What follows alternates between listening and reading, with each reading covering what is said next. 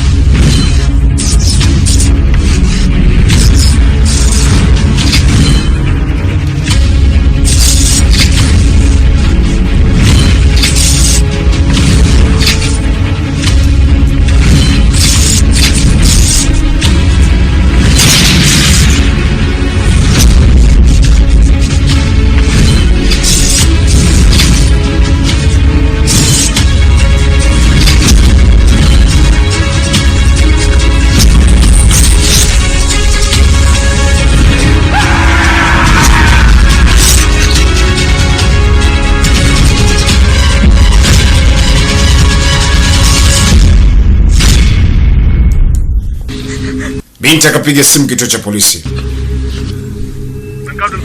Halo, ni 191 emergency. Tuambie. Tafadhali naombeni muweze kunisaidia, nimetekwa. Na sijajua ni wapi nilipo. Na kuna mtu anaendelea kuweza kuua raia huko nje. Tafadhali naombeni muweze kunisaidia. Shusha sauti yako chini. Na utuambie ni sehemu gani ulipo. Angalia mazingira hapo uweze kutuambia ni wapi ulipo. Sipajui. Binti anaongea na simu kwa sauti. Jamaa kasanuka pumbavu. Tafadhali naombeni muweze kunisaidia. Halo, miss. Unapiga simu kwa polisi? Kitu. Na mchawi hapa.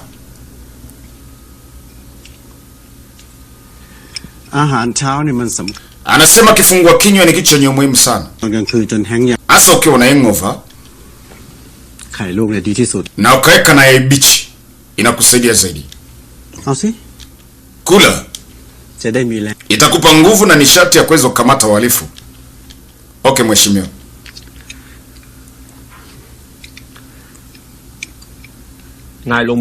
Najua umetengeneza mwenyewe, sina hata cha kuweza kusema mheshimiwa. Sema samahani.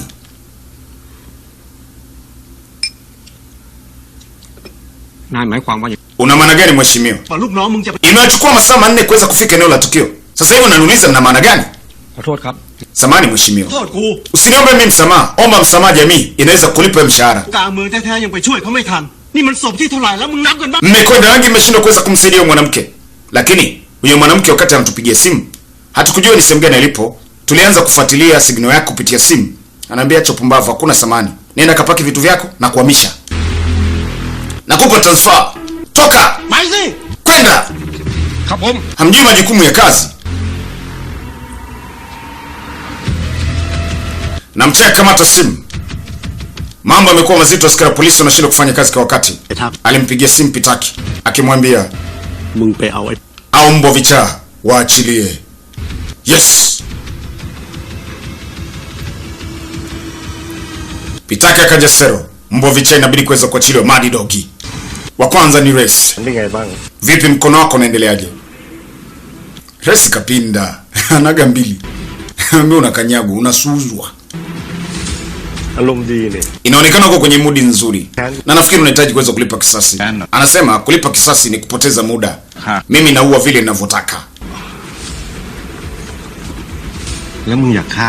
Kwa hiyo unahitaji kuniua mimi? Res.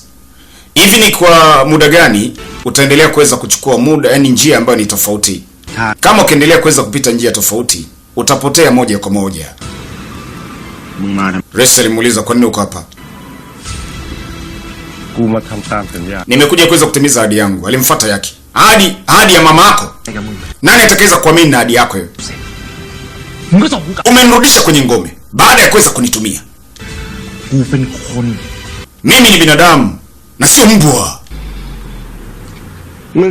Pindi nikikuita mbwa, mkia wako unanyanyuka juu. Au unakataa? Piga kapasua kioo, mbwa wewe. Ngumi yako imeweza kuua watu wangapi? Kwa nini ngumi yako usiweze kusaidia wale wanaweza kuteseka? na kupatia nafasi nyingine, na hapo utakuwa huru. Alifika pia kwa Sky akimwambia, kiukweli sijui akili yako iko vipi na sijui nini unachoweza kufikiria, ila nahitaji kuweza kupatia ofa. Utaichukua ama kutokaweza kuichukua? Mimi nitafanya chochote unachoweza kuniambia, ila usinipe chaguo. Vizuri, basi hayo ni makubaliano. Ujui nini ninachoweza kufikiria, lakini mimi najua ni nini ambacho unakifikiria. Pitaki kuna jambo analikumbuka. Ofisa, unafikiria nini? Inabidi ubaki mkakamavu na usife kwa sasa, akiwa na mtoto wake kipindi hicho kabla hajafa. Hiyo haiwezekani kuwa namna hiyo. Unaenda mbali na mimi na tuongozane wote kwa pamoja. Basi tafadhali. At least inabidi uweze kutabasamu wakati naondoka. Sio na hasira, tabasamu kidogo baba. Basi akatabasamu. Penda sana binti yake. Unajua nini? Mimi nahitaji uweze kutimiza ndoto yako. Na uweze kuwa mpiga piano maarufu sana kwenye ulimwengu. Na kama ukikereka, rudi hapa na tuweze kuishi pamoja. Kama utashindwa kuweza kutengeneza chuki yako na masuala ya kazi, komiti itakufukuzisha kazi. Utasimamishwa kazi. Hivi nyinyi watu mnajua hao watu, yaani mnajua tofauti wa mnyama na binadamu? Mnajua hao watu wameua raia wangapi ambao ni wema? Mimi nafanya kazi ya kuweza kukamata hao watu. Kipindi nyinyi mmekaa hapa mkiwa mnaofia nafasi zenu, yaani taswira, heshima na sifa pia. Mnajiangalia wenyewe. Nani anayekwenda kule nje na kuweza kuwakamata watu wao? Kama nyinyi ni waoga, basi msifanye chochote.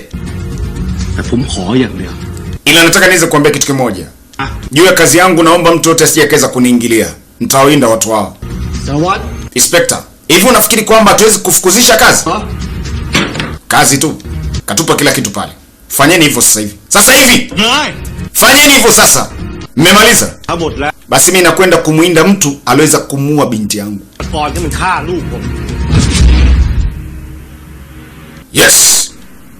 Hayo ndio alikuwa kiweza kuyawaza Pitaka. Alielekea zake nyumbani. Anakumbuka mengi sana kipindi yuko na binti yake. Usiku alikuwa akipenda sana kuweza kuchezea piano. Lakini leo hayupo. Hii ni kitu ambacho inamuumiza zaidi. Ndio maana anahitaji kuweza kuinda watu kwa njia yote, hata kama ni ya vurugu, hata kama sio kufuata sheria, lakini anahitaji kuwakamata. Vipi, mpo tayari kwa ajili ya mawindo?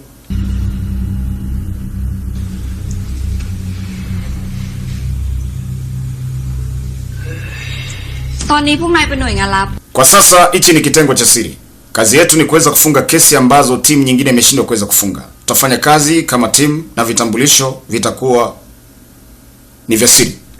Kama mkiweza kufunga hii kesi, basi vifungo vitaweza kupungua na mtarudishwa jela, mkiwa mnasubiria kesi nyingine. Na kama mtaweza kufanya kazi hii kwa vifungo vyenu vyote, basi baadaye mtakuwa huru. Ndio mama, baba kaamka yake, suruali chani. Mungu wangu, hii suruali vipi? Kwa hiyo ofa nyingine unapewa. Wakifanya hiyo kazi kwa kifungo chao walichoweza kupewa kwa muda huo, baadaye watakuwa huru kabisa. Wala wataweza kufuatiliwa. Na sio masuala ya ushindani tena. Waifanye kazi kama team, yani team mission. Kazi ya team.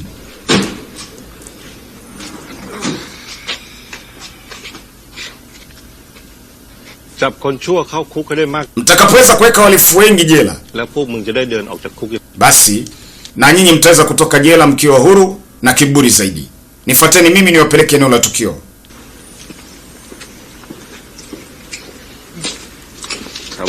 Resa akamwambia subiri inspector. Kedi, anaendeleaje? Alicheka. Fanya kazi yako, nitakwambia mwanamke ni sehemu gani alipo baadaye. Oh. Resa anadharau. Oi, ni amjio. Hapa ndio eneo la tukio. Binti anasema siku mbili zaweza kupita, kuna mwanamke aliweza kupiga namba za simu 191 kwamba amekamatwa. Kitambulisho chake kilijulikana baadaye. Wanamuita Wichuda au Len. Security camera iliweza kunasa wakati binti huyo anatekwa kwenye eneo. Ilichukua kama dakika. kukamatwa.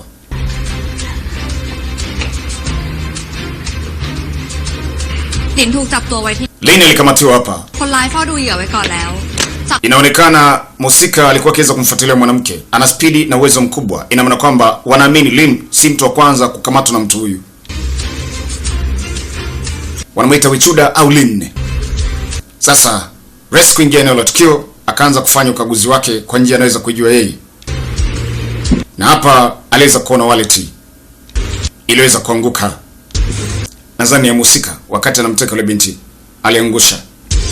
Akaichimbia. Itampa mwongozo anatokea wapi na connection yake ni wapi na wapi. Alimfungia mwanamke hapa wakati alipokuwa akiendelea kuweza kuua watu wengine nje. Mwanamke huyo alipoweza kuamka ndipo alipoweza kupiga simu kwa askari polisi.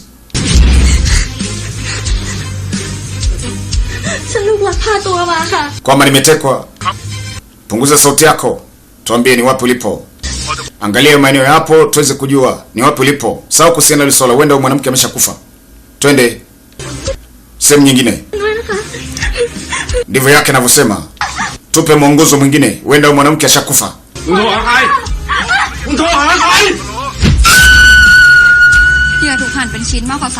Anasema alikatwa vipande 300. Mambo yote yaliweza kutokea hapa kwenye nyumba. Vipande 300. Lakini mkataba unaonyesha kwamba anaweza kuishi hapa. Ni Bajong. Ana miaka 37, anatokea maeneo ya Ranong. Huyu ndio muuaji tunaweza kumfuatilia. Anaitwa Bajong. Tumepata picha yake na jina. Hakika lazima tuweze kumkamata. Je, nitapata miaka mingapi? 5. Kuna kitu hakiko sawa hapa. Unamaanisha nini? Sky. Anasema ni kwa muda gani askari polisi baada ya kuweza kupata simu wakaweza kurespond? Huyu bwana aliweza kutoa miili, aliweza kuikatakata vipande 300 baada ya kusikia polisi wanakuja. Anaambia hapana, hata kama ni kichaa kiasi gani hawezi kuondoa vipande vyote mwenyewe binafsi. Anaambia ndio. Nikwambie kitu kimoja. Huyu katili alipojua askari wa polisi wanakuja, tayari alishaweza kukata hivyo vipande.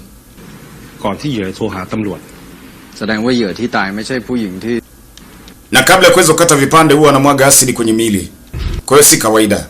Basi jibu ni tosha kwamba aliweza kufa sio mwanamke. Unaweza kumuita Lin. Anambia ndio, nimewasiliana na forensic kama nipigia simu. Vipande 300 vilivyoweza kukatwa. Maafisa waliweza kuvipata. Hakuna hata kipande kimoja kinachoweza kuhusiana na Lin. Ni zaidi ya watu 10 waliweza kuuawa tofauti. Sasa Lin yuko wapi? Kwa hiyo kazi yetu sio kuweza kumkamata muuaji, bali ni kuweza kumsaidia na huyu ambaye ni mwathirika. Hii itakuwa ngumu bwana. Je, una dalili yote? Res.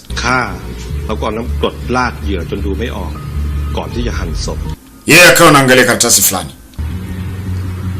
Sasa hapo akawa na mashaka kwamba mtu sio mtu wa kawaida. Sky aliulizwa swali.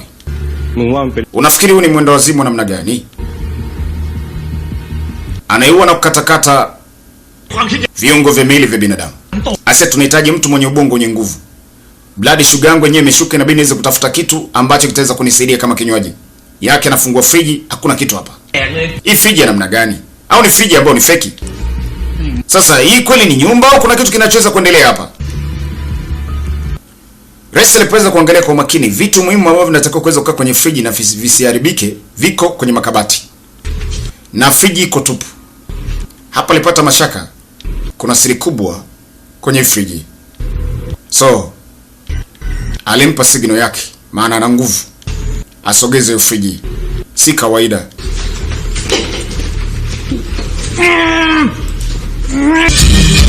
Hiyo ni sehemu ya 10. Nikwambia sina la ziada, tukutane katika sehemu ya 11. Bad guys hapa bado inazidi kusonga mbele na huyu hapa ni The King kama kawaida. Tunazidi kujeya 11. Kipi kinafuata? Res kagundua nini?